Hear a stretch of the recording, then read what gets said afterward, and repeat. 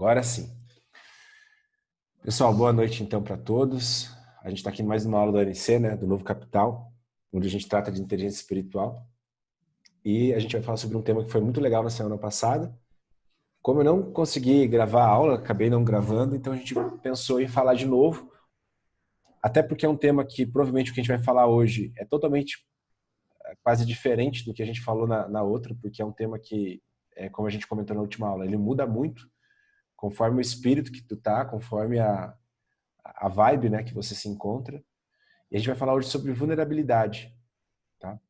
Que eu acho que foi uma das aulas mais participativas que a gente teve na última aula. A Tayla tá aí, não vai me deixar mentir sozinho. E foi bem bacana exatamente porque todo mundo participou, todo mundo pôde falar um pouquinho. E eu queria que nessa aula também a gente pudesse ter esse mesmo espírito aí, né, de vocês participarem, de vocês também falarem alguma coisa e tal. Então isso vai ser bem importante para a aula de hoje, tá? Então vamos lá, vamos começar a falar sobre isso. Como sempre, eu nunca vou deixar de esquecer e tenho que lembrar vocês, né, sobre a escala. A gente vai bater nisso, acho que em todas as aulas eu vou pelo menos trazer elas aqui para que a gente possa conversar um pouquinho sobre elas. Na aula passada eu até comentei que na trilha do Poder do Agora do dia último Poder do Agora que teve, né, foi no último final de semana de outubro, dia 24, se não me engano. Eu tive uma experiência de pico bem legal, eu compartilhei com o pessoal e me lembrem no final de eu compartilhar com vocês isso aqui. Foi realmente bem bacana. Então, o assunto de hoje, ele trata exatamente da vulnerabilidade, e ele é interessante porque a vulnerabilidade, ela é talvez a mola propulsora para todas as outras coisas, sabe? Para todos os outros estados que a gente tem aí. Porque é nela que você percebe que ou você não pertence a algo, você sente vergonha, ou você sente medo, e aí você busca entender o porquê de tudo isso, né? Então, ela está geralmente ligada nesse ponto de investigação, quando você começa a buscar se conhecer um pouco mais, e aí você começa a perceber as suas limitações, e aí você tem dois caminhos a seguir. Continuar se investigando mais e compartilhar, ou seja, sociabilizar essa sua vulnerabilidade, né?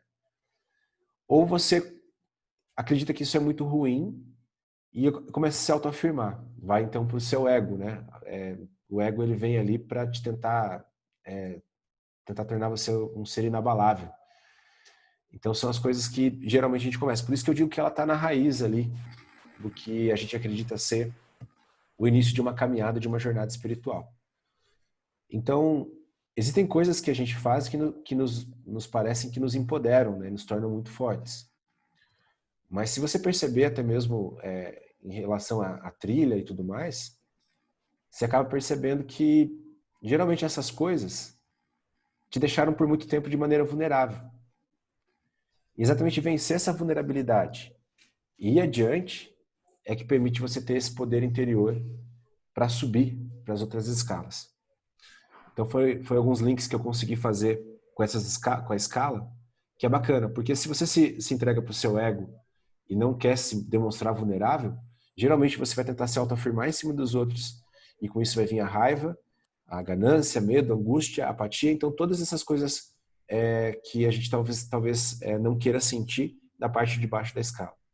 Mas quando você consegue, mesmo assim, estar num ambiente em que você consegue se mostrar vulnerável, né, para os outros, o que ocorre é que você começa a ter um pouco mais de inteligência espiritual mesmo, né? Por quê? Porque aí começa a questão de entender que você tem um poder interior, fazer as coisas com maestria, a generatividade e, por fim, ali, as experiências de pico que são muito importantes. Então, continuando, vamos tentar entender da onde vem a palavra vulnerável. Uma coisa que eu gosto muito, tanto no Cortella como também no Karnal, é que eles vão na raiz da palavra, né? E quando você entende o significado correto da palavra, parece que você consegue empregá-la melhor e você consegue também, nas situações, entender melhor o que está acontecendo com você. Então, vulnerabilidade vem do latim, né? Vulnerabilis, que é o que pode ser ferido ou atacado. Então, ele também tem essa questão aí do vulnerare, que é ferir, ou vulnus, que é ferida, lesão, e velere, rasgar, romper. Então são as coisas que a gente vai encontrar no latim para poder explicar o que é essa vulnerabilidade aí. Espera que minha câmera aqui, acho que deu algum problema. Então a gente sabe que vulnerável é aquilo que pode ser ferido ou atacado, ou lesionado, né? Que pode ser rasgado, rompido. Então é assim que a gente se sente, às vezes, em algumas situações, quando a gente se expõe, né? Então, por que será que a gente se sente exposto?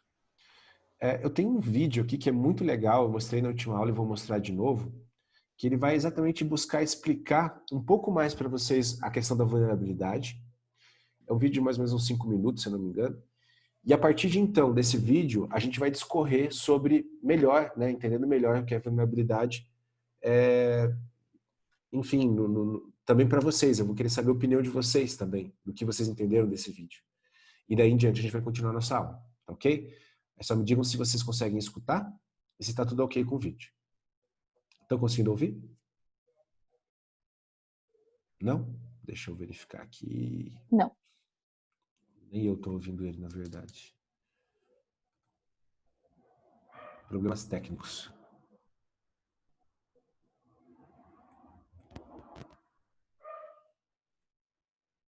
Sociais. E agora? Que entrevista grupos de pessoas tentando entender as relações humanas. Então vou voltar um pouquinho, tá?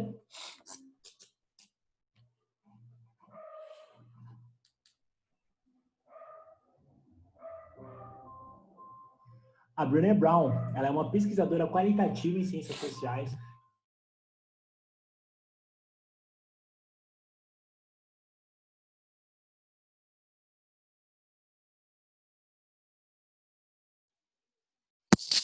Tá travando para mim.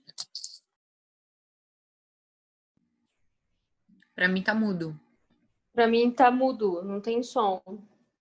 Agora ficou mudo também. Dom? Oi, já tentei voltar aqui, A Brené ver se vai Brown, funcionar ela é agora. uma pesquisadora qualitativa em ciências sociais. Voltou. Beleza. Grupos de pessoas tentando entender as relações humanas. Em um dos TED Talks mais assistidos da história do YouTube, ela divulgou uma pesquisa que durou 6 anos com o objetivo de destrinchar os fatores que explicam o fenômeno de conexão humana. Isso foi o que ela descobriu. Sabe quando você recebe aquele feedback do seu chefe em que ele ressalta as 45 coisas positivas em você e aí acaba destacando só uma única oportunidade de crescimento? O que acontece com a nossa natureza de focar no negativo é que esse defeitinho, essa única oportunidade de crescimento, vai acabar tirando nossa noite de sono naquele dia. E esse comportamento de focar no negativo apareceu muito na pesquisa da Brené Brown. Toda vez em que ela explorava com os entrevistados o assunto amor, por exemplo, as pessoas traziam casos em que elas sentiram o coração delas partido. Quando, por exemplo, o assunto era pertencimento, esses entrevistados traziam histórias de quando elas se sentiram excluídas. Então, no geral, toda vez em que ela tentava explorar assuntos ligados à conexão, as pessoas acabavam trazendo casos e histórias em que elas se sentiam desconectadas. E ela, como uma pesquisadora, tentando entender o padrão que levava à origem dessa desconexão, ela encontrou um padrão emocional muito forte nas análises de dados. E esse padrão era a vergonha.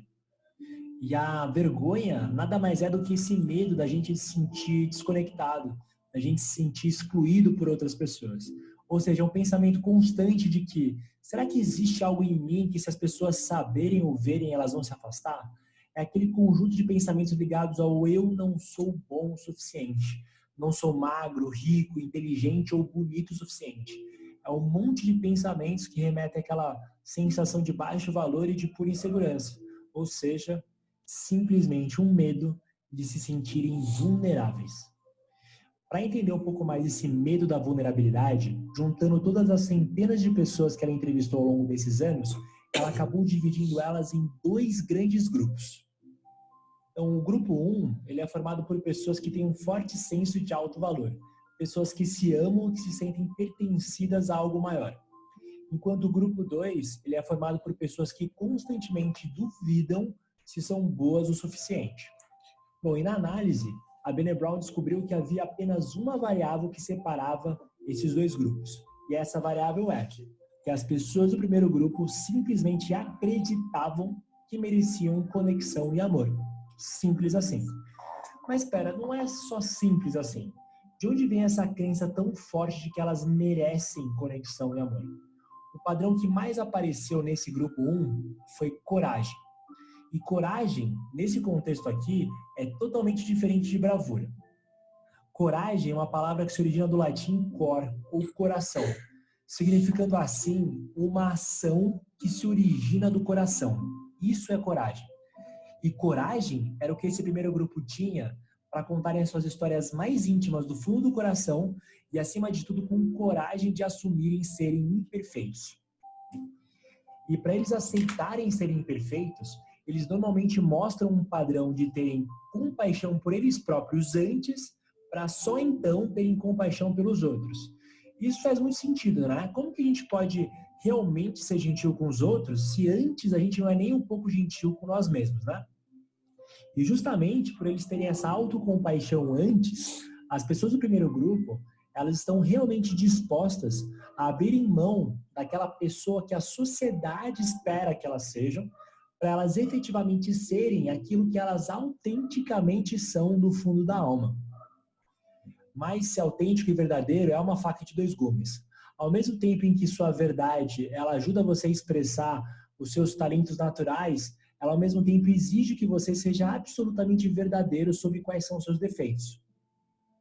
E isso significa muitas vezes você ter a humildade de reconhecer verdades difíceis, do tipo, sou egoísta, sou ciumento, sou carente, sozinho ou até mesmo arrogante.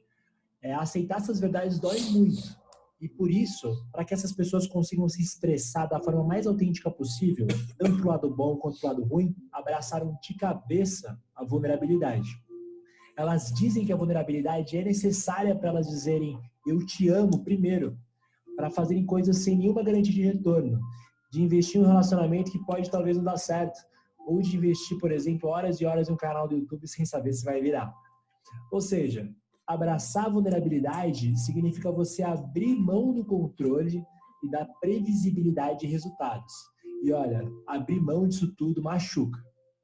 E largar o controle e abrir o coração para a vulnerabilidade dói tanto que para a gente evitar sofrer nesse início, a gente acaba amortecendo, entorpecendo a nossa sensibilidade.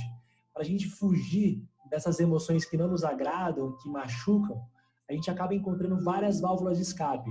Entre elas, a gente acaba se entupindo de comida não saudável, usando vários remédios e se distraindo dia e noite com celulares e televisão. O problema é que não é possível você seletivamente amortecer só algumas emoções. Não dá para separar aqui em duas cestas, tipo, olha, aqui são as emoções ruins que eu não quero sentir e aqui estão as emoções boas que eu quero sentir.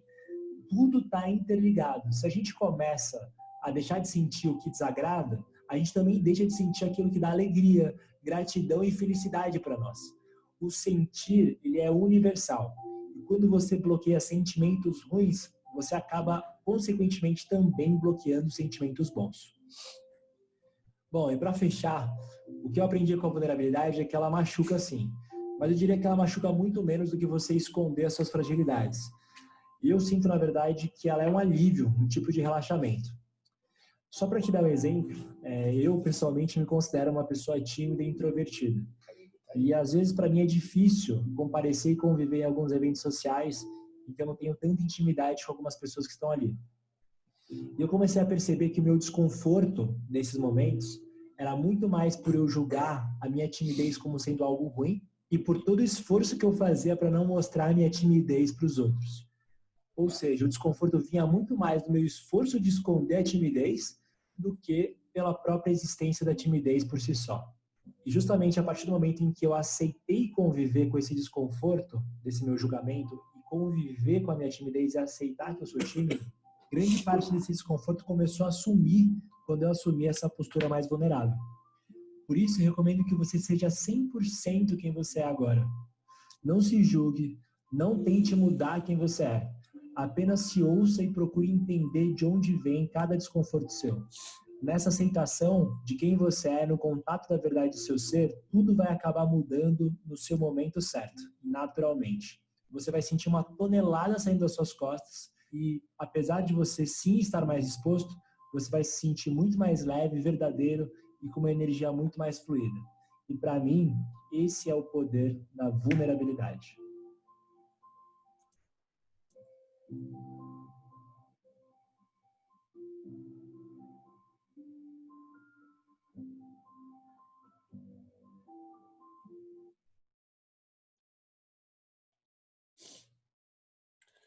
Bom, pessoal, então um vídeo bem explicativo, né, sobre o que é vulnerabilidade e de como ela pode ser aí essa faca de dois gumes, né? Porque agora, algumas vezes, ela vai fazer com que você se sinta muito bem e outras vezes também muito mal, né? Eu gostaria que vocês me pontuassem aquilo que chamou mais atenção no vídeo para vocês. Aceito agora por livre e espontânea vontade, eu sei que vocês já estão se sentindo vulneráveis, por exemplo, para falar agora. E aí, quem começa? A Tayla não pode, que ela tá pedindo um iFood pra gente, pra todo mundo. Vamos lá, Lia, você foi escolhida. O que mais me chamou a atenção foi o fato das duas emoções estarem interligadas. Realmente, na hora que você ameniza esse sentimento de desconforto, do que te faz vulnerável, você também esquece de sentir o resto, né? Então, as experiências de pico, elas exigem que você reconheça essa vulnerabilidade e abrace, né? Você abrace isso. Eu acho que isso para mim foi o que mais me chamou a atenção e faz muito sentido, assim. Vamos lá, galera, quem mais?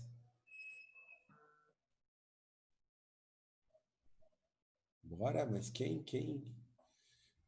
Temos aí Juliane. O pessoal do 50K tem que falar alguma coisa, galera. Senão, eu não vou acreditar que vocês estavam no 50K. E aí? Compaixão é primeiro consigo mesmo, né? Repensar se... Eu pensava em compaixão de outra forma, então foi a primeira vez que eu vi dessa forma, compaixão primeiro para consigo mesmo, né? Eu pensava que compaixão seria só com o próximo, né? Não, né? Pelo contrário. Pelo contrário. A gente até falou sobre isso na aula passada, já aproveitando o que a Lia falou e a Annelise, a gente vai deixando vocês falarem um pouco mais depois. É exatamente isso, né? Primeiro, quando a gente tenta amortecer os sentimentos, é como no corpo todo. Imagina uma criança que não... A gente nasce e não sente dor. Eu acho que quando a gente foi criança, a gente sempre pensou nisso, né? Como seria bom não sentir dor, né? Mas a gente sabe que existem casos médicos de pessoas que não sentem nada de dor, e não sentir dor coloca elas em risco de vida. Porque elas vão lá e quebram o braço, não sentem nada. Se elas tiverem, sei lá, qualquer reação ao alimento que, né, elas não vão sentir. Então, acho que isso é um caso que exemplifica muito bem que a gente não pode anestesiar uma coisa, amortecer uma parte e achar que tudo vai ficar bem, né? A gente até falava também em algumas outras aulas sobre isso, né? Sobre os amortecimentos. O que que eu costumo amortecer que não faz eu sentir a minha vida na sua intensidade total? Às vezes tem momentos que a gente não se sente talvez tão feliz, não porque a gente não esteja feliz, mas é porque a gente aprendeu, a gente quis tanto amortecer as coisas que eram ruins, que a gente deixou de sentir, né? Então a gente vai perdendo essa sensibilidade. É como se tivesse uma cicatriz ali, você protegeu ela tanto, a cicatriz formou, ela te machucou de novo, e aí chega um momento que você vai perdendo a sensibilidade ali, né? De tanta porrada, tanta pancada que você levou. Então, esse é um dos aspectos importantes. A gente não consegue amortecer de maneira seletiva. Então, sentir tudo isso é muito bom. E essa questão da compaixão, ela é importante por quê? Porque a gente falou isso na aula anterior, a aula que eu gravei exatamente sobre isso, né? Um dos grandes mandamentos aí que Cristo deixou e ele veio trazer era primeiro amar a Deus sobre todas as coisas. E a gente usa isso aqui não para falar de religião, mas para a gente entender que é um ensinamento muito antigo, mas às vezes a gente não dá bola, né? E a segunda coisa que ele falava assim, amar ao próximo como a ti mesmo. Então, se você começa a pensar, você fala assim, mas como que eu vou só servir o próximo se eu não consigo servir a mim mesmo? Como que eu vou ter compaixão do outro se eu não sei o que é compaixão? Como que eu vou ser gentil com o outro se eu não sou gentil comigo mesmo? Como eu vou poder ajudar, às vezes, as pessoas no erro que ela está cometendo, se quando eu cometo um erro, eu sou muito duro comigo mesmo, né? Então, uma das coisas que eu costumo dizer é que a gente sempre tem que ser inflexível com o fato, mas totalmente flexível com a pessoa. Porque eu imagino que é assim que todos nós gostaríamos de ser tratados, né? A gente vai cometer N erros durante a nossa vida toda. Eu sei disso porque eu cuido de uma criança, do Miguel. Então, sim, eu percebo que, primeiro, ele tem 5 anos. As coisas que são óbvias para mim não são óbvias para ele, porque ele tem 5 anos e eu tenho 37, né?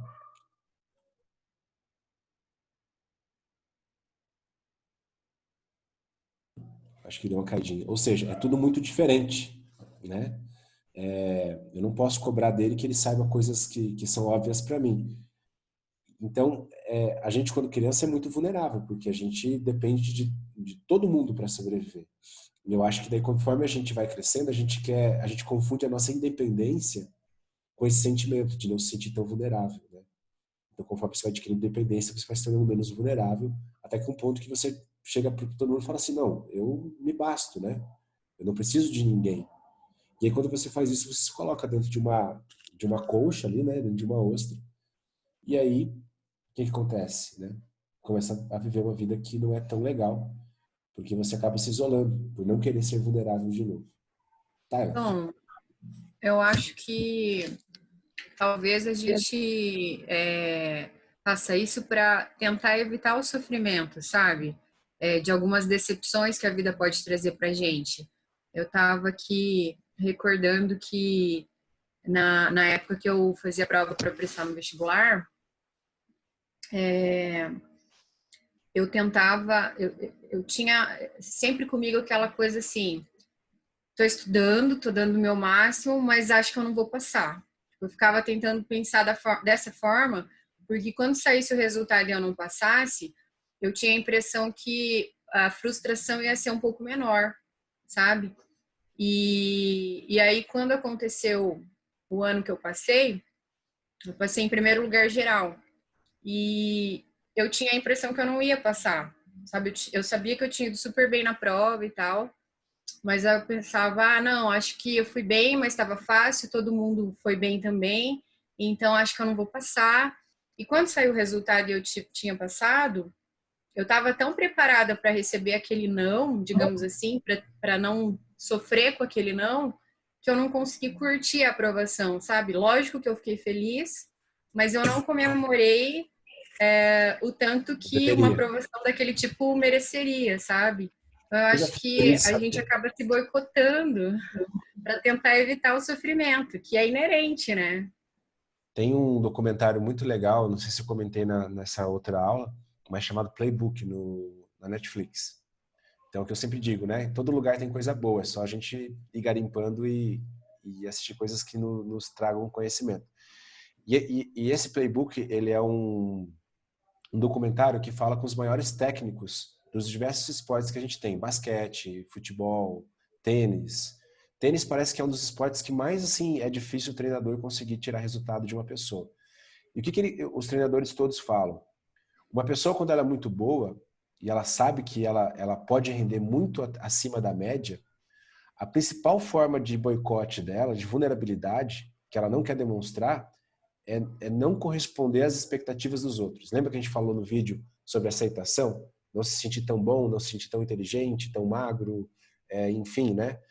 E o que então esses atletas acabam fazendo? Se você perceber, tem vezes que os caras vão e eles perdem na primeira partida, assim, né? Você nem vê o cara jogar. Aí um dos treinadores, tanto de futebol como de tênis, ele falou assim, isso é o principal boicote. Para não se mostrar vulnerável, o cara fala assim, na verdade eu nem joguei toda na minha capacidade, eu meio que entreguei o jogo porque eu não estava afim de jogar. Você entende? Por quê? Porque é como você falou, se eu jogar e for muito bem, eu vou ser excepcional. Mas eu sou, assim, eu não quero lidar com a frustração de ser igual ou estar na média. Então, eu vou jogar de qualquer jeito, entendeu? E daí todo mundo vai perceber que eu não joguei direito. E aí eu vou poder culpar o resultado não pelo que aconteceu comigo, mas assim, eu não joguei 100%. Hoje eu tava não estava afim de jogar, entendeu? Que traz exatamente essa sensação que você teve com o seu vestibular, né? Talvez a pressão não é nem tanto dos outros, mas a pressão que você colocou para você mesmo, de maneira inconsciente, se eu não passar, todo mundo vai me julgar. Porque a gente sabe que geralmente quem está estudando para um vestibular de medicina, para algo assim, para um concurso, né? Ela geralmente não está trabalhando, ela geralmente está, assim, somente fazendo isso, né? Ela está focada na questão do estudo. E claro que tem as pessoas que olham de fora e falam assim, cara, a pessoa só estuda e não passa. Entendeu? Eu acho que passa isso pela cabeça de todo mundo. Eu fiz um curso militar quando eu tinha 15 anos e era exatamente isso. Eu me lembro que eu me trancava no quarto porque eu falava assim, cara, se eu não passar, o meu pai que pagou o curso para mim, vai pagar a viagem, não sei o quê. Você imagina como é que vai ser? Então, por um lado, isso é bom. Serve como um combustível para que você vá além. Por outro lado, gera uma pressão tão grande que às vezes você desiste. Porque daí você fala assim, eu era muito bom, mas eu não quis tentar de verdade, né? Mas no teu caso, que bom, né? Mas aí, como você falou, você amorteceu tanto a questão de não querer sentir a decepção, que quando a alegria veio, você falou, tá, bacana, passei, né? Eu achei que todo mundo poderia ter passado.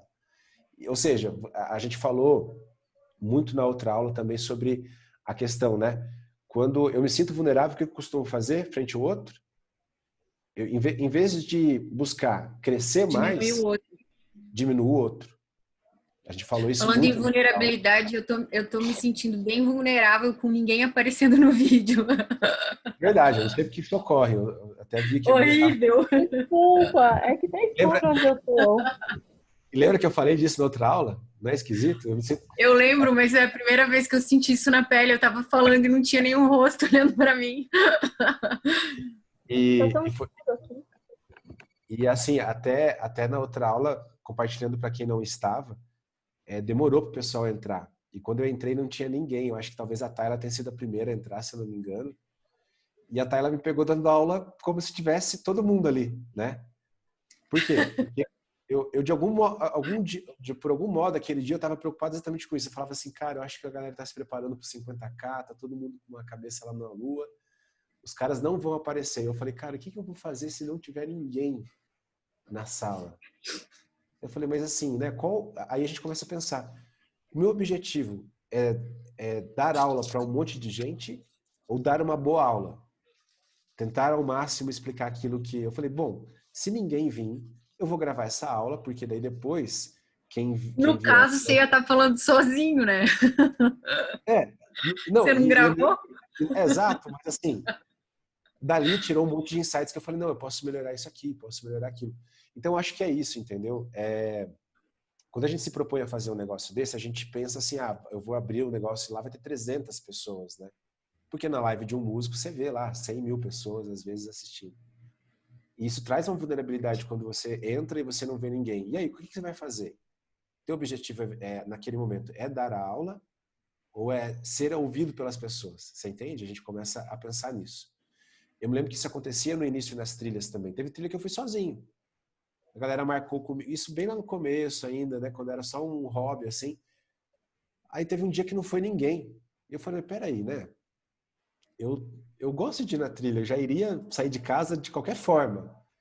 Por que eu vou voltar para casa se não tem ninguém? Eu fui para a trilha sozinho e foi super divertido. Na verdade, eu fiz exatamente aquilo que eu queria, sem ter que abrir concessão de nada, né? Então essas experiências são legais. E eu acho interessante quando ele fala no vídeo ali assim, que ele fala da timidez dele, né? Eu quando fui para Santiago tinha o mesmo problema. Eu falava assim, cara, é tão difícil às vezes chegar numa roda de pessoas e começar uma conversa com alguém que você não conhece, né? E eu falei assim, mas como é que eu posso fazer para me livrar disso? Isso que eu já tinha feito teatro, feito uma série de coisas, mas eu achava ainda que tinha que melhorar. E foi quando eu decidi para Santiago sozinho. Eu falei, quer saber? É uma coisa que eu vou ter que fazer pro resto da vida, é conversar com pessoas que eu não conheço. Eu só vou poder me conectar com as histórias delas se eu for lá conversar. Hoje em dia, para mim, é a coisa mais fácil. Eu tô num lugar, sei lá, eu já mando um aceno e falo, e aí, como é que você tá? E tudo bem? Tem gente até que estranha, né? Mas é super legal, porque no começo gera um desconforto, mas depois você entra no ritmo, né? É a mesma coisa que eu vejo nas trilhas do Poder da Agora, quando a gente tem que passar na cachoeira.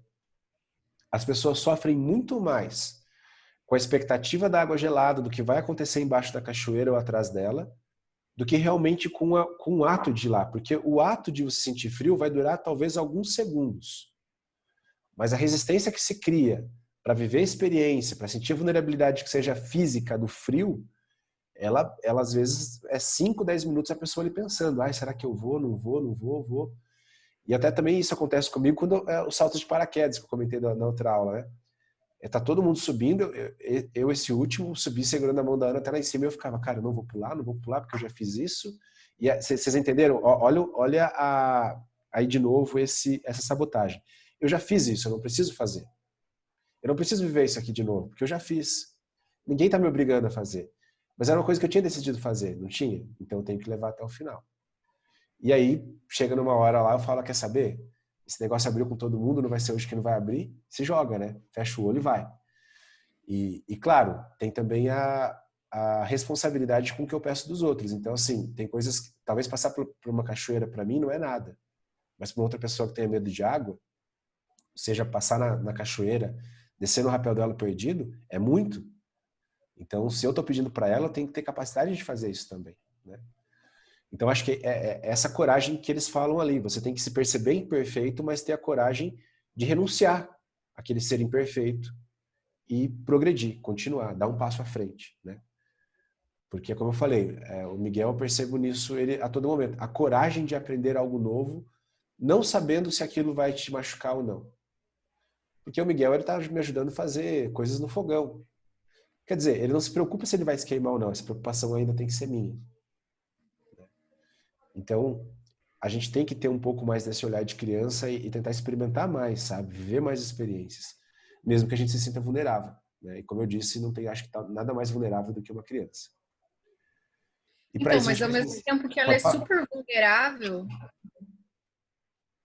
Pode falar. ao mesmo tempo que ela é super vulnerável, ela, não sei, talvez por não ter noção da vulnerabilidade delas, para elas é tudo mais simples. Isso que você falou de ter que treinar para falar com pessoas desconhecidas. Se você for num lugar que tem crianças, num parquinho, por exemplo, as crianças chegam lá, elas não conhecem ninguém. Eu acho que não dá 5 minutos, elas já estão brincando juntas, conversando, tipo, sabe? Interagindo, e ela não tá preocupada, tipo, se o coleguinha vai achar que a roupa dela tá estranha, você entende? Ao mesmo tempo que ela é vulnerável fisicamente e precisa da nossa proteção, emocionalmente, talvez ela não tenha noção dessa vulnerabilidade e seja mais livre até do que nós mesmos. Porque a vulnerabilidade vem do senso de pertencimento.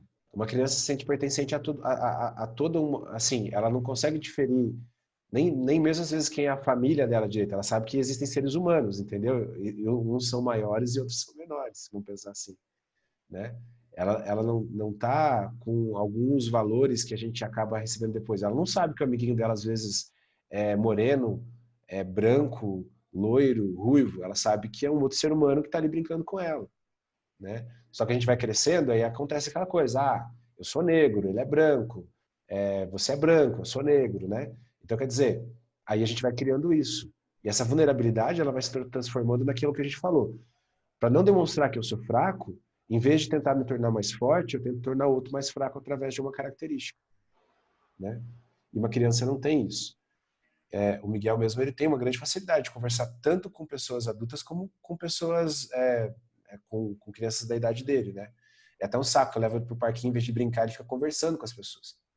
E eu falo, Miguel, se você fica só para conversar, eu vou te levar para casa, né? Porque você veio para brincar e você fica conversando. Então, tudo que eu digo para vocês assim, é treinado, é treinável, é treinável, é treinável. Não existe nada que você não possa fazer que treinando você não consiga, entendeu? Por mais difícil que seja. A melhor pessoa no esporte, ela começou treinando em algum ponto, né? Até mesmo para ganhar dinheiro, né? Aquele cara, o dono do KFC, ele começou a ganhar dinheiro com mais de 50 anos de idade. Se tornou bilionário com o KFC, já bem velhinho. Então, quer dizer, tudo é treinável e não quer dizer que se você começar cedo, você vai dar certo. Pode ser uma pessoa que começou com 30 anos, uma pessoa que começou com 20, uma pessoa... Vocês entendem?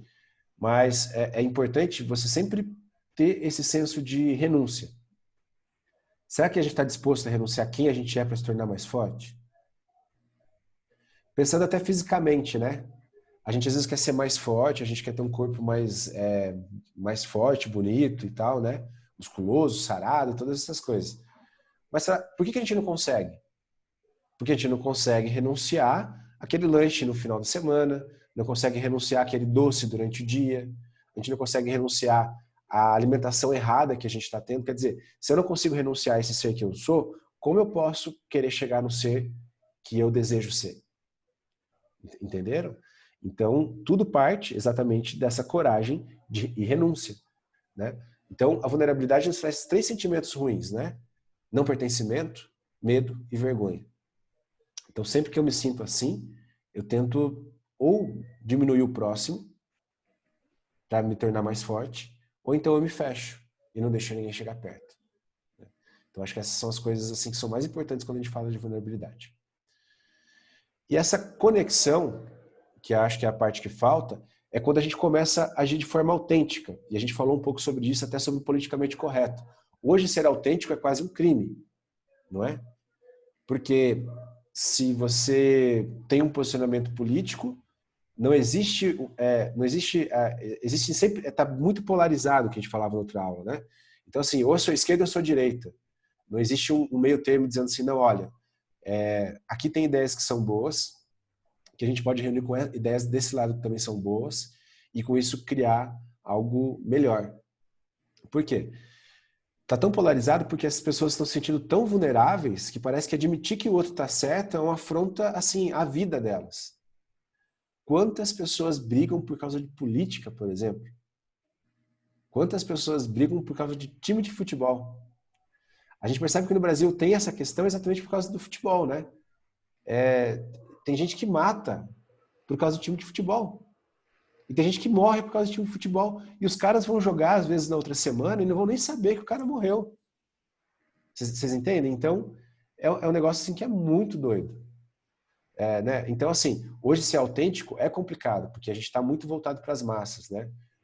As pessoas utilizam os nossos gatilhos para tudo. A gente não sabe, às vezes, por que está fazendo as coisas. E a gente simplesmente está no efeito manada, né? Eu via isso em Santiago de Compostela. Passava, às vezes, eu tinha dessas de zoar um pouco, né? Eu passava assim, às vezes colocava a mão numa árvore e pensava um pouco. A hora que eu ia ver todo mundo lá, colocava a mão na árvore, dava uma fechada de olho e tudo mais. Aí, de repente, eu lá abraçava uma árvore, todo mundo ia abraçava a árvore. Eu começava a dar risada, porque assim, vocês entendem? Qualquer pessoa poderia fazer aquilo, mas por que fizeram só depois que eu fiz? Né? Então a gente começa a pensar nessas coisas. E ser autêntico hoje é um grande problema, porque, como ele disse, é uma faca de 2 gumes, né? Muitas vezes você pode se tornar uma pessoa muito bacana e as pessoas vão gostar de você, ou às vezes a sua autenticidade vai incomodar os outros. Por quê? Porque elas não conseguem alcançar isso. E não conseguindo alcançar, elas se sentem vulneráveis e para se sentir bem, elas tentam rebaixar você. E aí surgem os haters, né? Mas dizem que ter haters é um bom sinal, é um sinal que você né, você tem um posicionamento, você é um ser autêntico. Então, isso é muito bacana. Gente, vocês estão muito quietos, o restante, podem falar, tá? Pessoal do 50K, e qual foi a principal vulnerabilidade que vocês sentiram durante a caminhada? Me contem. Aquilo lá é uma escola de vulnerabilidade. Vocês falaram para mim que não sentiram nada. Vou ter que fazer de novo. Eu senti vulnerável no momento que eu levei uma bronca sua, sem perceber, e claro, para mim, eu levei como uma bronca, porque eu sei que eu estava errada, mas para mim eu estava certa. Então, naquele momento ali eu parei, eu fiquei um tempo refletindo para depois eu seguir o caminho. Foi aí que eu me senti vulnerável. Eu vou falar mais sobre essa situação, porque, primeiro, ocorre em todo 50K, ocorre em toda a montanha. Então, nada do que aconteceu ali não era esperado, tá, Juliana? Mas eu... Fala aí, Juliana. Não, agora eu quero saber o que aconteceu. Não posso falar, só quem tá falando. O problema é só os 3 quilômetros. O problema é só os 3, falta 3. A vulnerabilidade de não se sentir capaz de terminar, né? Frente aos outros que já terminaram. Mas, Gisele, fale aí sobre vulnerabilidade. Eu, vulnerável? Ô, louco, agora. Agora eu me senti vulnerável perto de você.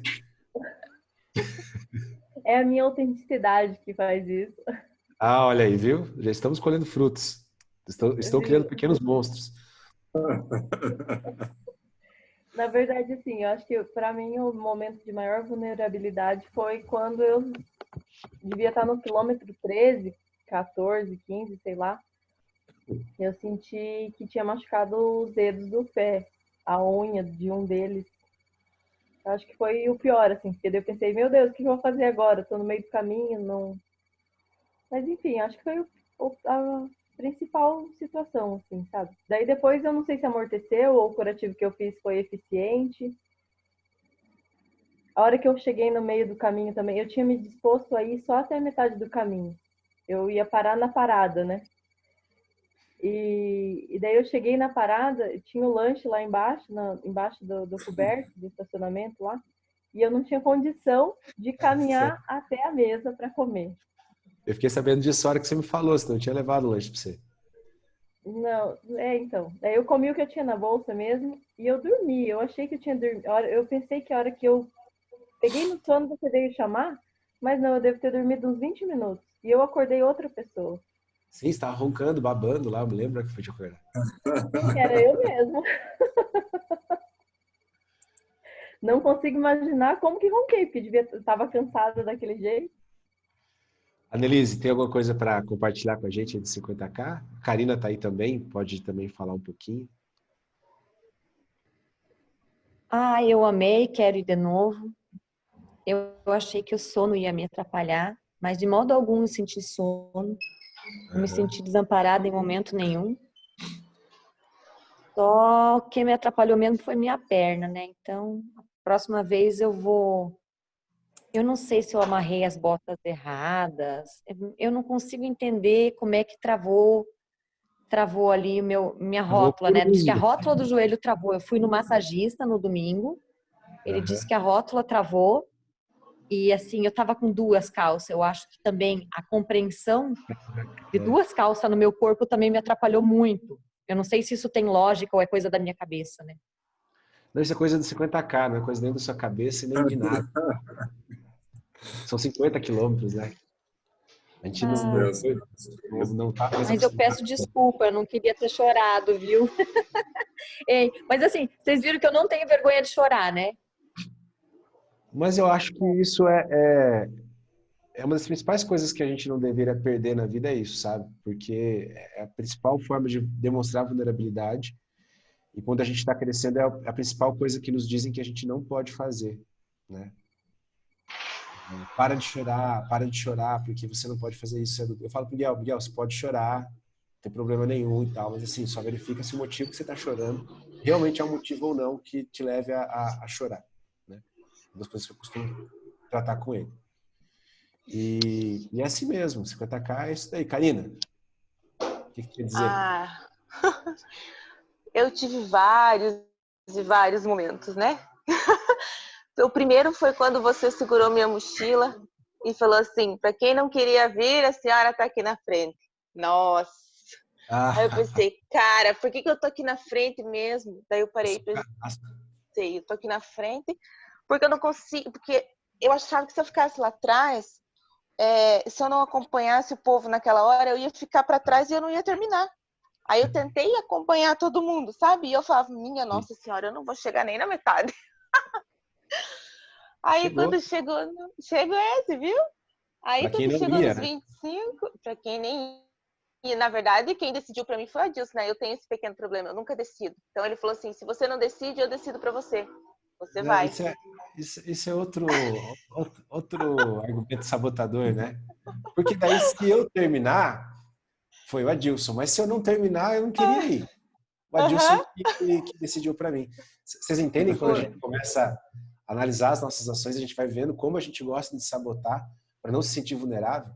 Tipo assim, porque se eu não terminasse, tipo, eu não queria ir, foi você que me obrigou a ir, né? É que nem eu falei do que a gente tá falando da Tayla e dos esportistas, né? Ah, sei lá, eu fui lá, eu falei que eu não queria ir, aí o Adilson foi lá e me obrigou a ir, e eu disse para ele que eu não ia conseguir, né? Mas aí quando você decide, traz toda uma coisa, não, peraí, eu decidi, eu não Você consegui tem que carregar, você carrega um peso, né? Você diz, não, eu decidi, me propus a fazer, eu tenho que ir até o final. Não, agora aqui ele me obrigou aí, eu não preciso terminar, né? Vocês entendem? A gente adora fazer isso. Tem gente que diz que não opinar também é uma escolha. Eu acho isso terrível, porque assim, ou você tem que ser sim ou não. O universo ele é muito binário, né?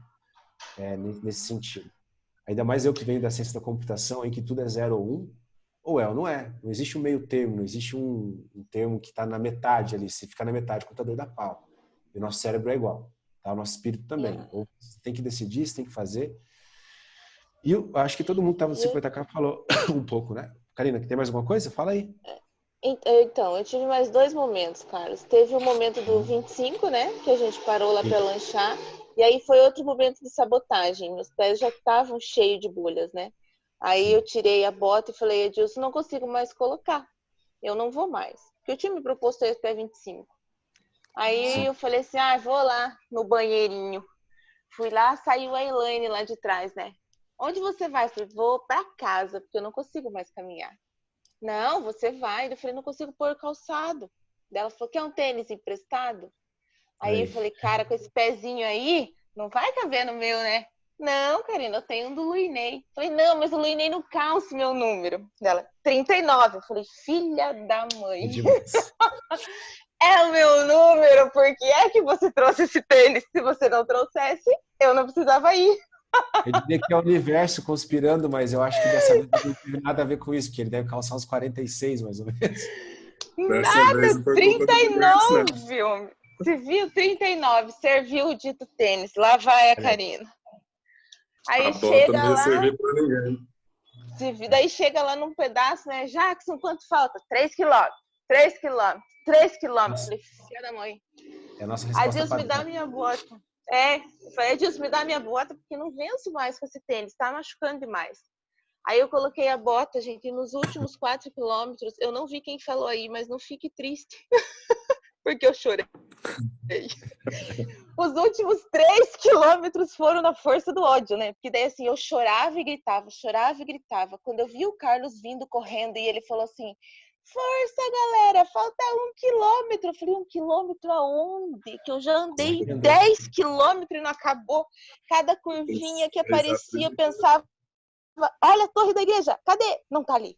Aí era mais um choro. Vinha outra curva, agora vai aparecer a torre.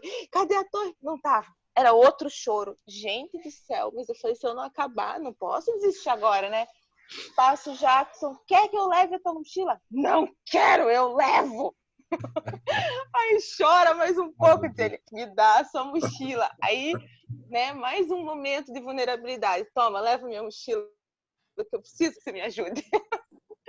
E aí chegou. E hoje eu ainda estou vulnerável, né?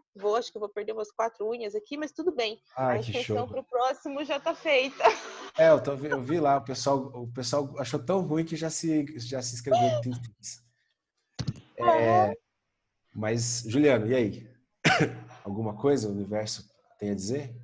A dificuldade foi muito forte. Eu achei que ia chegar super de boa e, assim, eu acho que depois do 27, lá daquela parada da casa, meus pés foram piorando e todo momento eu pensei que ia ter que parar. E essa coisa dos 3 quilômetros foi engraçado, porque toda hora falta 3. E rodou uns 30 e faltava 3. E chegar... E o engraçado é que o pessoal que fez inscrição realmente para o próximo desafio foi o pessoal que ficou por último ali, os finalistas que já querem participar do próximo. Mas teve o apoio do pessoal, né? Foi fundamental. Principalmente o Márcio ali no final, ali, que não deixou a peteca cair. E ele voltava, não, tá chegando. Então foi bem interessante. O Márcio no final do grupo, né? Porque ele caminhou 30 quilômetros com a gente no final. E voltava, via quem estava precisando e não deixou ninguém desistir ali daquele pelotão final ali. O Muito bom. 50K, ele é uma escola, assim, para tudo, sabe? Eu digo para vocês que é o que Santiago nos ensina em algumas semanas, a gente tem 2 dias ali. Por quê? Porque quando eu pensei nele, eu pensei assim, eu queria que as pessoas se sentissem, de certa maneira, tão vulnerável como a gente se sente lá. Mas para chegar nesse nível de cansaço que vocês sentem ali, é na última semana do caminho que a pessoa vai sentir. Porque ela anda 30 quilômetros, mas não é 30 quilômetros seguido. Ela vai andar 15, aí ela vai parar, vai comer, vai andar mais 15, quer dizer, então é aceitável, dá para fazer, né? É 15 dividido em 2 vezes. Mas nos últimos quilômetros, não, você já está cansado, você tem uma carga de quase 800 quilômetros nas costas já, né? Então você está cansado, o teu corpo está todo doendo e tudo mais. Então 50K foi feito para isso. Uhum. É a distância que eu acho assim que o corpo começa a sentir as 4 semanas do caminho de Santiago. E no começo todo mundo é amigo, né? Todo mundo é irmão, todo mundo tá saindo junto, a gente faz as filinhas, o pessoal sai atrás dos guias, aquela coisa bonita. E aí, galera, vamos chegar junto e toda aquela coisa. Na montanha sempre também é assim. A Tayla já fez montanha conosco, acho que daqui foi a única que foi pra montanha e sabe bem disso, né? No início todo mundo dá a mão e vamos junto e não sei o quê. Mas na hora da descida, missão cumprida, eu quero é que se dane e vamos para casa. E geralmente, quando a gente fala de montanha ou fala de grandes desafios, é onde ocorrem os grandes problemas, né? Porque é onde você se sente mais vulnerável. Então tem pessoas que se sentem vulneráveis em ambientes diferentes. E foi exatamente isso que aconteceu lá na frente, né? A gente, tanto na live como também antes, no nosso briefing para iniciar o desafio, eu falei, não andem na frente dos guias. Nós vamos sair e vamos chegar junto. Quem tem um pouco de conhecimento militar, também sabe. Uma grande marcha não termina com um soldado 15 minutos na frente do outro meia hora atrás e outro 1 hora. Não, os caras saem e chegam juntos porque eles são um só. Até teve um rapaz que falou assim, mas eu não... Eu falei assim, e na montanha tem que ser igual. Eu falei, mas eu não quero ir para a montanha. Nesse momento eu me sinto super vulnerável à vontade de dizer, cara, então o que você está fazendo aqui? Mas você entendeu? Nem sempre a gente pode dizer tudo aquilo que a gente quer. E é um grande teste, principalmente pessoal, nessa questão de ter coragem, compaixão consigo mesmo, com o próximo, pelo seguinte. Juliana, posso utilizar o teu exemplo? Você me permite? Claro, claro. E foi bem nesse momento aí que o rapaz te questionou que eu me senti vulnerável. Foi aí. Isso aí me marcou. Então eu vou colocar de um jeito que talvez fique fácil para você entender como as pessoas se sentiam lá atrás e você me diz se tem lógica ou não, tá bom? Então vamos dizer assim. Tem pessoas que têm uma capacidade de caminhar, de cardiorrespiratória muito legal e o cara vai pegar, vai render. E tanto que nas lives eu falava, cara, se tu faz corrida de montanha ou bike, nem vem, porque ano passado já teve problema, a galera entrou... Tanto que essa galera que estava na frente, eles fizeram acho que 1,5 km a mais, tá? Ou 2. Porque eles se perderam 2 vezes. Pegaram caminhos que não eram, tiveram que... Imagina, já no quilômetro 45 isso aconteceu. Andaram na frente. E entraram numa rua que não era, e eu cheguei, ele já meio que assim, uns 500 metros à frente, 800 metros, falei, galera, não é aí. E o que acontece? Os caras não podem nem ficar bravos comigo. Por quê? Porque eu já tinha dito que não era para entrar por lá. Mas voltando, vamos pensar assim, Juliana, qual o momento no Trekkers assim que você acha que você se sentiu mais vulnerável fora o 50K, que você sentiu mais medo assim? Atividade que você fez assim que você falou, cara, isso aqui, nossa, vai pegar.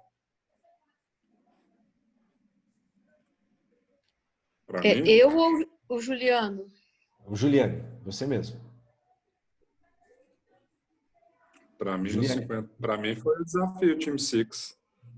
Mas eu quero ouvir da Juliane agora. Qual foi a atividade que você sentiu mais medo? No elo perdido. No elo perdido. Qual que era o teu grande medo lá? Água, pular na água. Pular na água e tudo mais e tal, né? Não era a altura. O problema era pular e a água. Né? Porque eu me lembro que depois de pular na água, teu medo era como chegar até a borda, né? Assim, na verdade, o meu maior medo naquele momento era pular e a água. Aí depois que eu pulei e para chegar, eu falei, bom, agora como você já tinha me acalmado, eu falei, agora eu chego, né? Então, mas vamos agora trazer essa realidade pro desafio 50. Lá você estava tipo dentro do seu campo de domínio, né? Você já faz Tá, bike, acho que corre, não sei se você corre também. corro. Mas Uhum. então, para você você estava dentro do seu campo de domínio.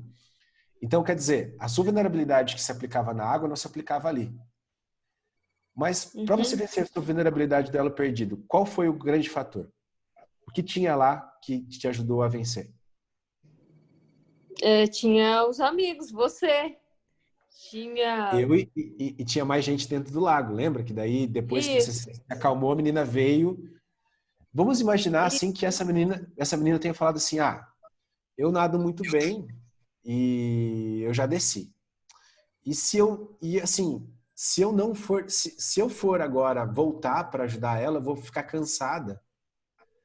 E aí eu vou começar a sentir dor. E eu preciso continuar para não me sentir assim.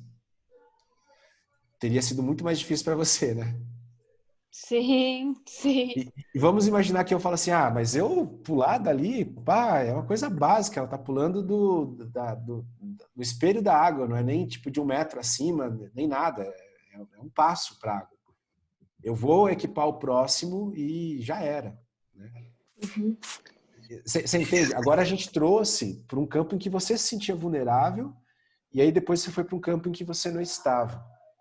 Então, 50K, Sim, acho que agora ficou fácil de você entender como as pessoas lá de trás se sentiam vendo o pessoal lá na frente, né? sim. Aham. Porque Exatamente.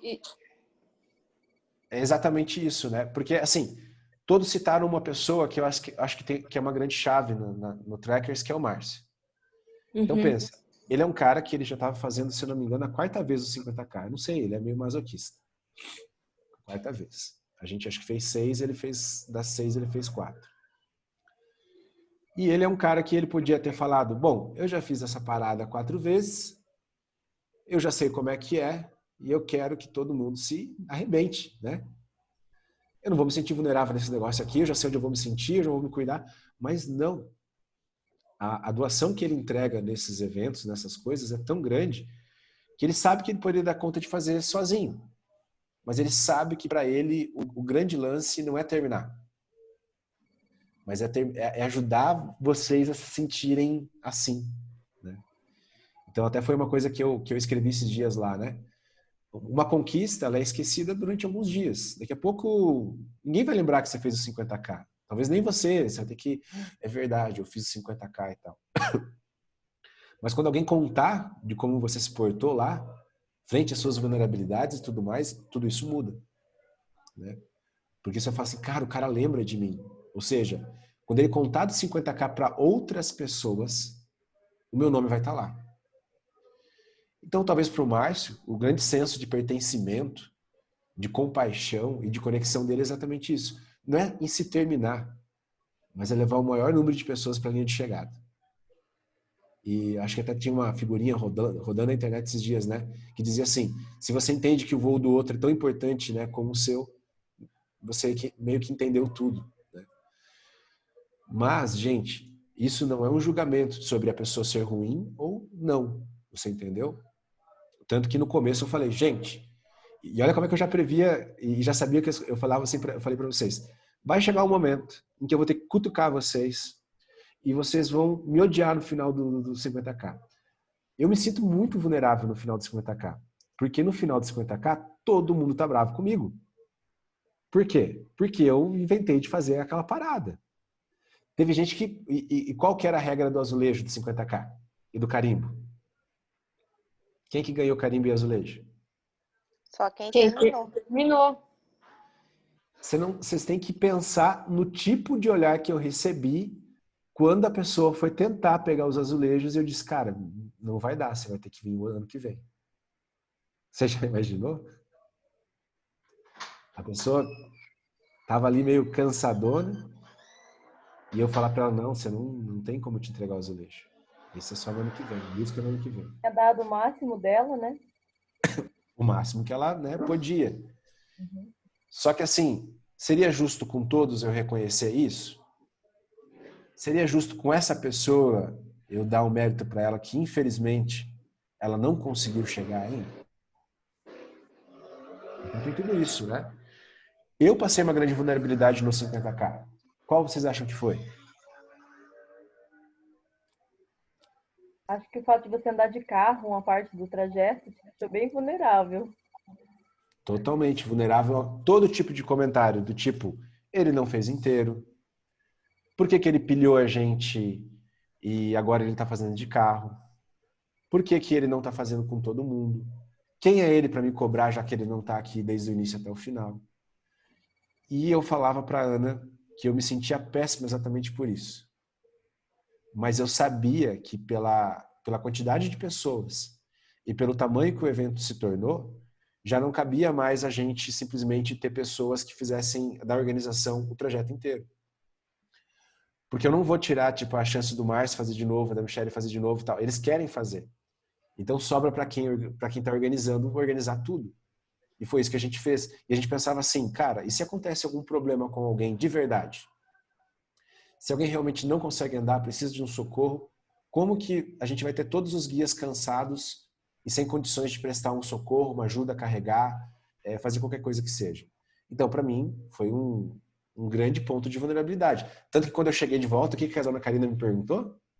Ah, bonitão, fazendo de carro, né? Cortou o caminho. Cortou o caminho. E para você ver, sempre a gente tem a melhor resposta. Eu falei assim, você veio cuidar do meu desafio ou do seu? Não foi? Eu falei assim, cuida do seu, eu cuido do Isso meu. que a gente já sabia, né? Isso que assim, isso que eu a tava na minha parte organização. foi a minha parte foi brincando, porque eu já sabia que você Não, ia fazer sim, esse trajeto, né? Agora tinha gente que não sabia que você ia sim, fazer assim. Tinha gente que achou que você ia exato, do começo ao fim, né? exato. E assim, então assim, tudo aquilo que a gente falava, vergonha, medo de não se sentir aceito, não se sentir pertencente, né? Mas assim, qual era o meu objetivo? Que as pessoas terminassem o 50K. O que eu tinha que E fazer? terminar assim bem. Trabalhar para que tudo desse certo. Então eu fui lá, o café vão arrumar assim, fazer desse jeito, o pessoal do apoio ajudou muito. Mas entenda, todo mundo sempre está vivendo uma vulnerabilidade.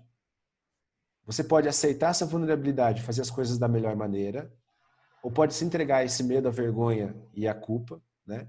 E fazer do jeito que as pessoas querem e talvez não entregar algo tão bom. Então, acho que esse é o grande lance da vulnerabilidade, né? Até onde eu estou disposto a renunciar o meu ego para fazer bem feito o que eu quero fazer. Até que ponto eu quero me sentir vulnerável frente aos outros para entregar o melhor de mim, né? Porque antes, quando eu fazia o trajeto inteiro, tinha até o mesmo risco de eu chegar e falar assim, cara, eu não consigo fazer o resto. E quem que vai guiar o grupo daí se o guia está cansado? Se talvez o resto do grupo não saiba o caminho. Vocês entendem? Então, assim, a gente precisava tomar esse tipo de atitude. E, graças a Deus, funcionou muito bem. Você entendeu? Tipo assim, para mim, eu vou sempre sentir. Entendeu? Porque para mim, eu, pela maneira que eu sempre conduzi os trackers, eu sempre fui assim, cara, se eles vão fazer alguma coisa, eu tenho que estar junto. Porque se eu peço para alguém fazer algo, eu tenho que ser capaz de fazer também. E por algum motivo eu estava assistindo um documentário falando sobre, acho que foi até nesse playbook também, e o treinador falava exatamente isso. Ele falava assim, os times que eu treinei começaram a ganhar muito mais quando eu entendi que eu devia treiná-los, não ser um jogador. Porque com a minha visão de treinador, eu conseguia ajudá-los muito mais. Ele falou, até porque numa guerra é necessário alguém para organizar ela. Porque se todo mundo for para o campo de batalha, não sobra ninguém. Mas são coisas que são difíceis, porque o ego fala assim, aí cara, você não fez tudo, o que vão falar de você? Vocês entenderam? Então são vulnerabilidades que a gente tem que aceitar. Comentários? Dom, Oi. eu não participei de 50, mas me lembro da montanha e eu lembro de você falando, uma das primeiras coisas foi realmente sobre isso, né? Do grupo chegar todo mundo junto, ninguém ir muito na frente. E aí eu lembro que você chamou eu e a Edna e porque você falou, você perguntou quem acha que, tipo, não vai dar conta, que não vai conseguir e tal. e eu e ela éramos as mais fracas, digamos assim, as menos preparadas ali naquele grupo. E você falou que era a gente que ia puxar. E agora falando sobre isso, eu lembro que eu fiquei mal com isso, sabe? Porque não pensando assim, eu sou fraca e tal, mas pensando que por eu ser fraca e estar menos preparada e ter que puxar a dianteira do grupo, eu ia estar atrasando a vida de quem estava melhor preparado, sabe? E eu lembro que você falou várias vezes que não, que todo mundo que estava ali sabia que era desse jeito, que era um grupo e tal. Mas eu lembro que foi a maior dificuldade que eu tive, foi dessa, de ficar com aquela impressão que eu estava atrapalhando o andar mais rápido, por exemplo, de quem estava melhor preparado, sabe? E aí eu lembro que justamente por isso eu tentava ir mais rápido do que o meu corpo aguentava. Talvez até por isso, durante alguns episódios ali, eu pensei muito sério em parar e desistir, porque eu realmente não estava mais aguentando. Porque eu estava indo além do meu limite para tentar não atrapalhar quem estava atrás, com medo do julgamento deles, né? Deles ficarem com raiva de mim, porque eu estou indo muito devagar. É muito surreal isso. Mas pensa assim, ó, eu contei pro pessoal a experiência da Bolívia, né? 2017 nós fomos, cada um saiu correndo do refúgio à meia-noite. Nós tínhamos 8 a 9 horas para fazer a montanha e parecia que as pessoas queriam fazer em 4 horas. Qual foi o resultado? Das 12 pessoas, somente 4 chegaram ao cume. E eram 4 pessoas de uma família, né? Ou seja, qual foi a grande diferença? Eles subiram juntos. Entendeu? E na montanha você sobe amarrado no outro. E aí, como é que você faz se o cara tá com pressa e você não tá no mesmo ritmo que ele? É mais fácil pro cara andar devagar ou você fazer o outro cara andar rápido? E aí vem uma série de questionamentos para a vida, né? Quando eu tô com os meus amigos, eu quero que eles sigam somente o meu ritmo ou a gente consegue achar um ritmo que é nosso? Quando eu tô num relacionamento com alguém, eu quero que essa pessoa ande somente no meu ritmo ou consigo com ela estabelecer um ritmo que também é nosso? Quando eu tô com os nossos filhos, com meus filhos, eu quero que eles sigam o meu ritmo sempre, ou eu já aprendi que eles também têm um ritmo próprio, né? Então, quer dizer, é aquela coisa, né? Sozinho se chega mais longe. Mais rápido, desculpa, né? Mas junto você chega mais longe. E é exatamente isso que provas assim vêm ensinar pra gente.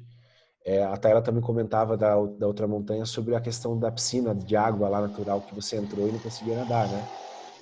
Que eu acho que é fantástico. Qual que foi teu insight lá? Foi um insight para a vida, realmente, né? Eu acho que foi dali que eu tirei que realmente não. Assim, aquele olhar antes de começar a participar do Trekkers, eu juro que eu olhava para quem ia fazer esses desafios, para quem subia a montanha, ia tentar escalar, tipo, eu pensava assim, mas para quê? Para que essa loucura? Né? Tipo, eu não entendi o motivo, a motivação da pessoa.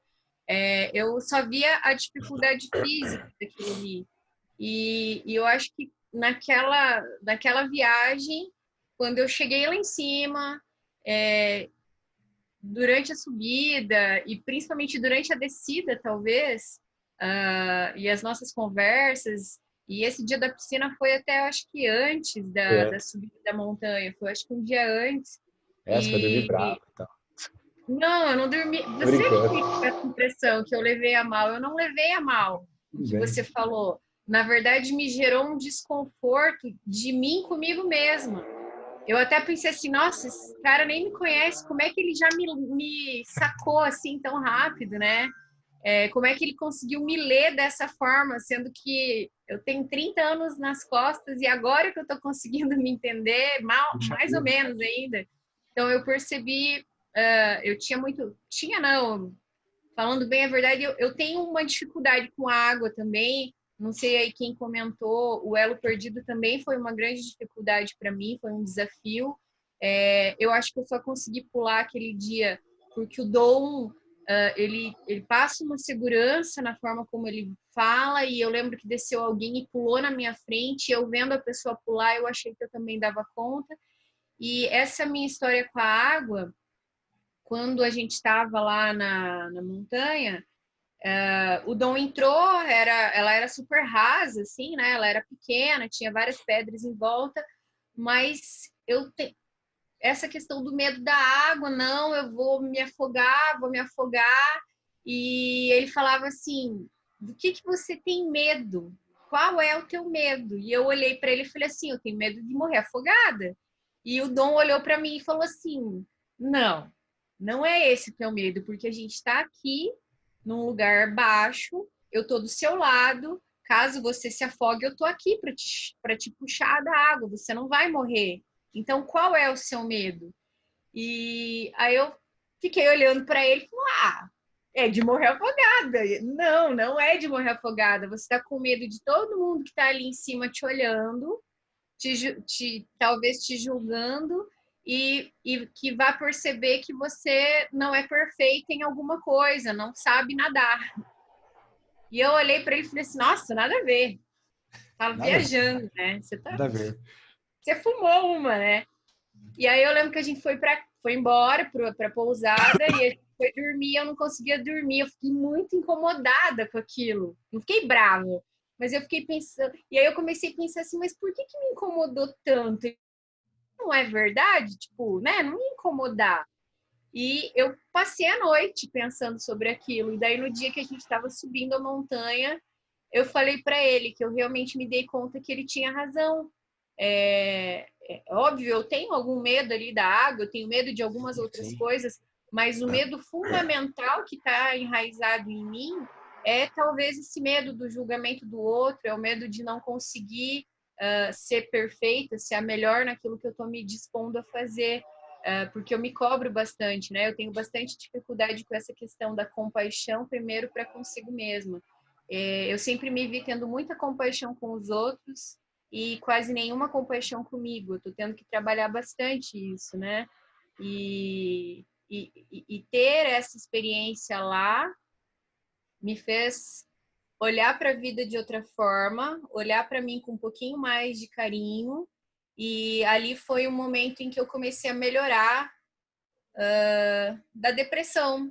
Assim, eu não estava no fundo do poço já ali, né? Eu já estava melhorando, mas eu acho que foi um grande divisor de águas na minha vida, sabe? Entre o antes e o depois. Foi a partir dali que a minha vida engrenou, que eu comecei a enxergar as coisas com outro olhar e passei finalmente a viver e a não apenas sobreviver. Que é o que a gente mais busca, né? E você E fala desse desde padrão. então eu não tenho dificuldade, eu assim, devo ter, né? Mas eu não tenho tanta dificuldade assim em expor as minhas fraquezas. Eu até faço questão de expor elas. Acho que eu comentei isso na aula anterior, que a maioria não estava. Eu até prefiro expor tudo que eu tenho para expor de ruim, de fraqueza, que eu ache algum defeito em mim mesma,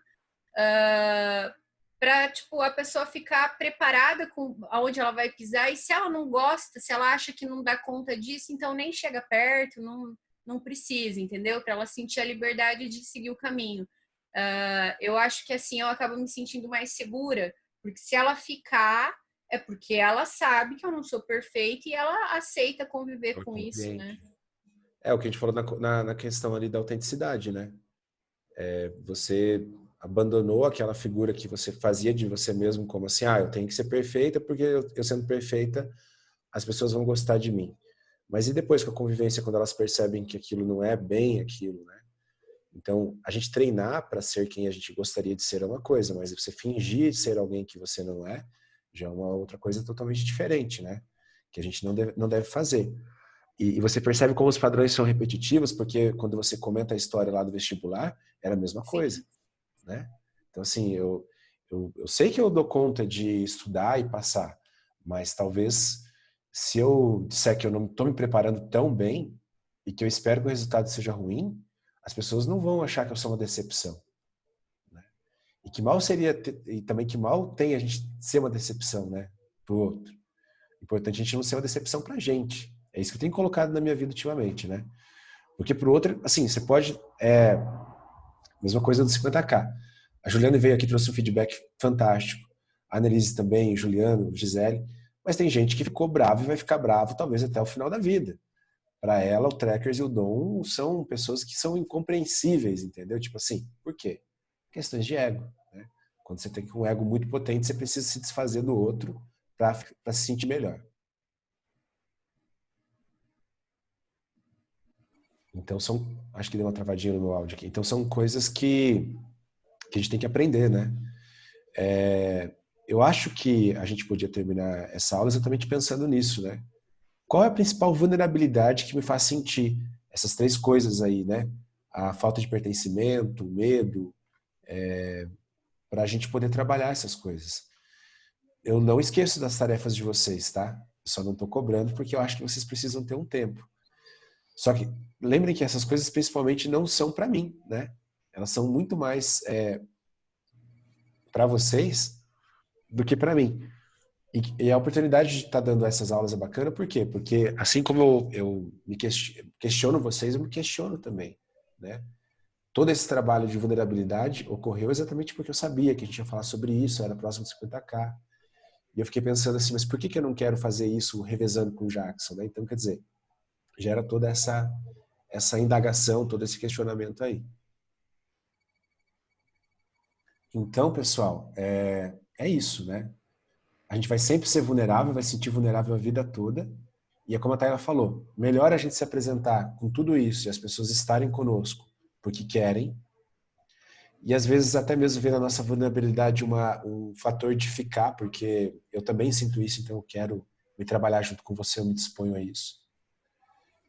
Nos tratar de maneira muito gentil com os nossos erros. Eu acho que a principal frase é ser inflexível com o fato, mas ser totalmente flexível com a pessoa que cometeu aquele fato. A gente sempre entender que nada é pessoal, ninguém faz a gente sentir nada, né? A gente sente em relação ao que o outro é.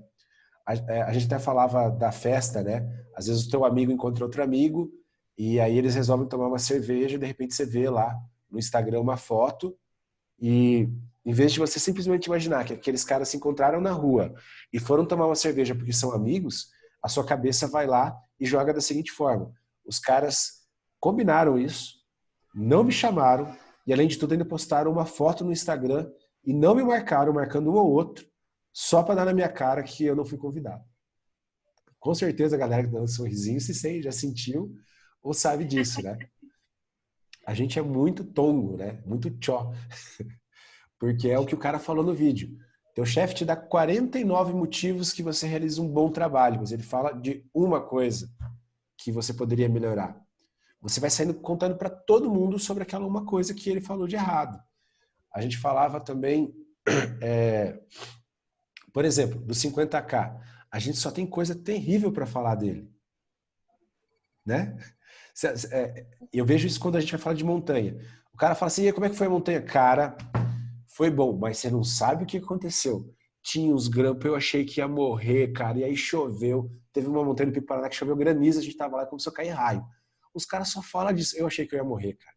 E não sei o quê. Quer dizer, ninguém contou que antes viu um pôr do sol fantástico, viu o sol nascendo atrás da montanha, e isso foi legal. Por quê? A gente se identifica pelas nossas dores.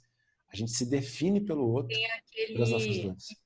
Tem aquele livro Cérebro de Buda, né? Que ele explica Sim. que o cérebro humano, o cérebro reptiliano, ele tem uma facilidade muito maior de guardar na memória eventos negativos, porque foi assim que a gente conseguiu sobreviver, né? Mais tempo. Uma grande biblioteca, né? O que era perigoso e o que era ruim.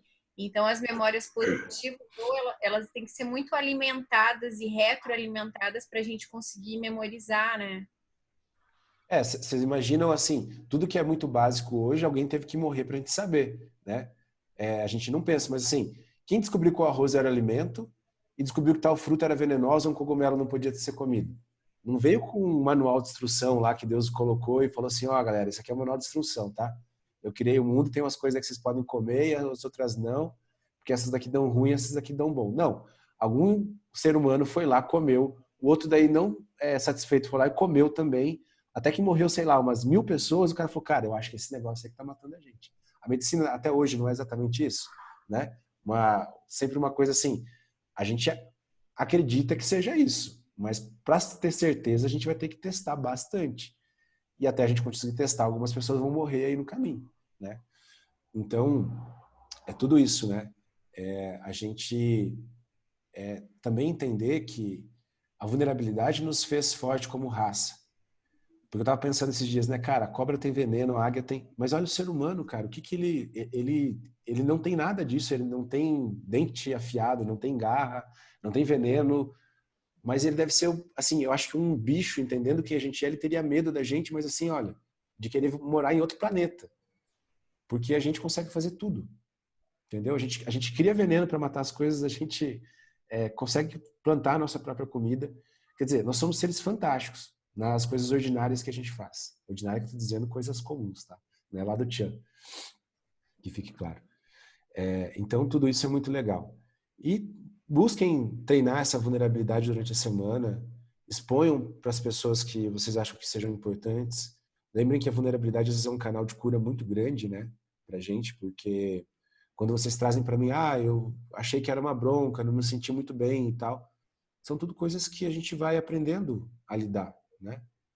Só que entendam que às vezes um cara que está sendo um professor, um guia, ou está à frente de vocês, assim como foi para a Tyler, ele tem essa coisa de, tá aqui uma batidinha na cabeça. Lembra lá do filme do Rei Leão, né? Que é Mustafa, né? Agora eu esqueci o nome o macaco lá, bate na cabeça do Simba e ele fala assim, doeu? Daí ele fala, não doeu, porque já não existe mais, isso está no passado. Então isso que é importante lembrar. O agora já é passado. Então a gente se mostrar vulnerável não dura para sempre, dura só aquele instante. Mas a ansiedade de querer se tornar e de se demonstrar sempre forte, isso sim nos atrasa. Nos causa muito mais dor do que a própria vulnerabilidade em si. Então é isso que nós vamos trabalhar aí durante a semana, tá? E depois do Team Six a gente conversa mais sobre isso. Vamos fazer uma rodinha no Team Six só para falar das vulnerabilidades. Eu ia falar, não do Team Six, eu ia falar assim, você não faz nada depois dos 50K, assim, tipo um encontro da gente conversar, falar? A montanha a gente sempre costumava fazer, quando a gente vai para a montanha, 2 semanas depois a gente se reúne. Por que não uma semana depois? Porque na semana depois ainda as pessoas querem me matar. E aí com 2 semanas a 3 semanas é o tempo de maturar a experiência, né? Porque aí as pessoas, elas começaram a esquecer um pouquinho a dificuldade, mas conseguiram também pegar alguns insights. Então a gente costuma fazer, né? A gente costumava fazer. Claro que no 50K é um grupo já bem maior, então a gente nunca pensou em fazer isso. Mas durante a semana muita gente veio falar comigo, assim, aconteceu isso lá, eu queria conversar e tal. Então foi legal. Mas numa dessas a gente marca aí via Zoom, porque daí não entra em via de fato, né? Talvez seja melhor. Então, porque, por exemplo, a minha experiência de 50K, ela foi maravilhosa. Tipo, igual no carro, tá, a Adri e a Thaís são mais amigas, assim, elas estão mais juntas, né? Eu tô mais junto com o Juliano. Mas daí, assim, tava eu, o Juliano, o Marcelo, a Thaís e a Adriana. E eu acho que a gente foi muito bem, assim, sabe? A maior parte do trajeto a gente caminhou junto. Realmente, quando, sei lá, devia faltar uns 12 quilômetros, a Thaís sumiu, ela tinha tomado remédio para dor. A Adri não tinha deixado ela desistir no meio do caminho, falou assim, não, Thaís, vamos, só mais um pouquinho, se você não aguentar, você para. E eu achei fantástico o fato de ter os carros de apoio, porque assim, a Thaís só terminou porque o carro do apoio estava perto. Então a Adri falou assim, não, daqui a pouquinho, se você não aguentar, daqui a pouquinho vai passar o carro de novo. Então ela foi, eu vou aguentar só esse pouquinho, porque se eu precisar o carro tá aqui. Eu vou aguentar só esse pouquinho e foi embora. Nos 12 quilômetros finais, eu acho que ela sumiu, porque ela falou assim, eu tô no meu limite, se eu andar mais devagar, eu não vou conseguir terminar. A Adri ficou com a gente mais tempo. Mas assim, eu, o Juliano e o Marcelo, a gente foi junto até o final, sabe? E tipo, dá a impressão assim que o Marcelo poderia ter ido pra frente. E ele ficou ali com a gente, ele ofereceu para carregar a mochila e ele ficou junto. O Juliano, com os pés tudo ferrado, falava assim, Juliano, tipo, né, não vai parar e tal? Ele, não, tranquilo, tá tranquilo. Tá chegando. Tá chegando. Eu até perguntei pra ele, eu falei assim, uma hora, Falta só 3. uma hora eu cheguei do lado dele e falei assim, viu, mas você não sente vontade de xingar com toda a dor que você tá sentindo nos pés? Ele olhou pra mim e falou assim, não adianta. Tipo, eu achei sensacional, assim, sabe? Porque, tipo, realmente dava pra ver que ele tava no limite da dor. E ele foi tranquilo. Tá, talvez se ele fosse mulher, ele tivesse chorado, igual as meninas, né? Ele Eu, chorou, mas ele... se eu tivesse com dor, se eu tivesse caminhando, como eu vi ele caminhando algumas vezes, eu com certeza teria desistido. Porque, assim, pra mim não ia ter problema nenhum desistir, sabe? Eu ia falar assim, ó, cheguei no meu limite, não dá mais. E Meu ele... problema foi o pé. Ele Meu não pé chorou, tava... ele suou pelos olhos. Mas teve, por exemplo, o Éder, né, que estava super preparado e de repente, por uma questão Pois de é. tiramento de virilha lá, não conseguiu. Uhum. Para ele era mais difícil ainda, por quê? Porque a Tati estava lá. E ele não conseguia estar do lado dela para dar aquela ajuda, né? E ela foi até o final. Eu acho que aí foi um ponto de vulnerabilidade meu também. Outro, né? Porque a gente andou junto o percurso inteiro. E quando faltava pouco para acabar, eu falei, Tati, se eu for mais devagar, eu não vou chegar. Aí ela olhou para mim e falou assim, vai, que eu vou aqui, ó. O Luinei tá aqui comigo, aí tinha mais alguém com ela. Ela falou, eu vou mais devagarinho, vai na frente. E aí ele também disparou, então ficou assim. Ele chegou antes, eu cheguei no meio e a Tati depois. Quando eu tava chegando lá em cima, que eu vi o Éder, o Jackson, a Laurinha, aí o Adilson falou assim, eu parei, ele falou, vamos, falta só 10 passos. Aí eu falei, cara, não vou esperar a Tati. E aí eu comecei a chorar, falei, vou esperar. Aí o Éder falou, vem, Karina. Eu falei, não vou esperar a Tati. Aí eu olhei e falei, mas aonde que é os 50? Onde dá os 50 quilômetros? Porque eu quero esperar ela para passar os 50 junto. O Jackson falou assim, 50? 50 ficou 3 quilômetros lá atrás. Cara, aí sim que eu chorei, porque daí eu falei assim, eu já consegui e ela também. Então, se ela parar agora, ela já fez os 50, eu não preciso mais esperar ela. Então, acho que ali foi a parte mais difícil, porque, sabe, era o grupinho. E a gente teve que se E desfazer assim, para cada um poder chegar no seu ritmo.